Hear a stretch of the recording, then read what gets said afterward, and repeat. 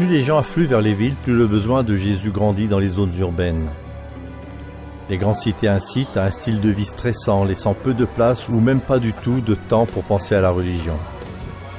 Pourtant, dans le cœur de bien des personnes, un besoin existe pour quelque chose d'autre. Ce besoin, c'est celui de Jésus.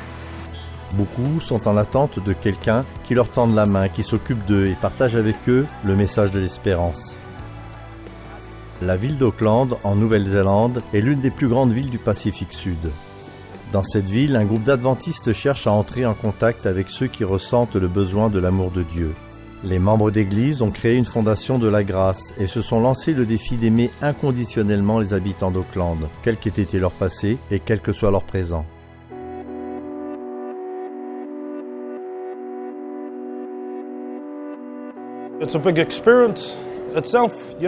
En soi, c'est une expérience fantastique que de rencontrer ces belles personnes qui ont choisi d'aimer chacun.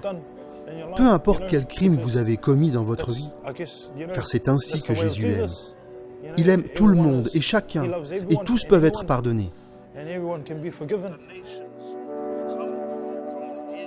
La vie de Tomoti n'a pas été facile.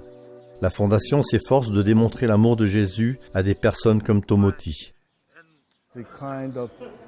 Le genre de personnes que Dieu nous envoie sont des sans-abri, ont une santé mentale défaillante et la plupart sortent de prison. La Fondation offre un panel complet de services pour les membres marginalisés de la communauté. Un aspect important de leur ministère est de développer des relations de personne à personne avec ceux qui désirent changer de vie ou ont juste besoin d'une opportunité pour y arriver. Les membres de l'équipe sont réellement des personnes aimantes. Elles aiment chacun, peu importe ce qu'il ou elle a fait dans sa vie.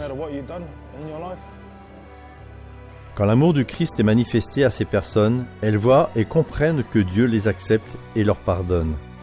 Au cours du week-end, les gens participent à une retraite traitant des relations. Les couples apprennent dans la Bible ce que veut dire aimer sans penser à soi d'abord et mettre Dieu en premier dans leur vie. Ils peuvent aussi assister à des séminaires, à des petits groupes de discussion et apprendre des techniques sur la façon de vivre des relations saines. C'est samedi soir, un bus s'arrête devant l'église et un autre groupe de personnes en descend. La Fondation de la Grâce a affrété un bus qui va chercher les membres dans les communautés marginalisées et les amène à l'église. Le culte plein de vie pousse les gens à ressentir l'envie de se rapprocher de Dieu. Quand le pasteur les appelle à se présenter pour déposer leur fardeau devant Dieu, leurs cœurs sont touchés et ils s'approchent pour prier. Beaucoup d'entre eux se sont, un jour, sentis jugés par la société. Mais ici, ils se sentent chez eux.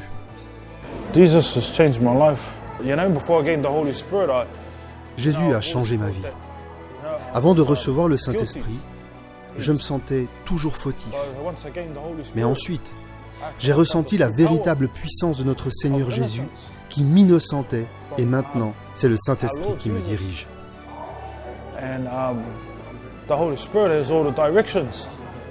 S'il vous plaît, priez pour que les personnes d'église de Nouvelle-Zélande continuent à être des lumières dans ce monde enténébré. Priez pour que la Fondation de la Grâce puisse toucher des vies au sein des habitants marginalisés d'Auckland. Merci pour votre soutien.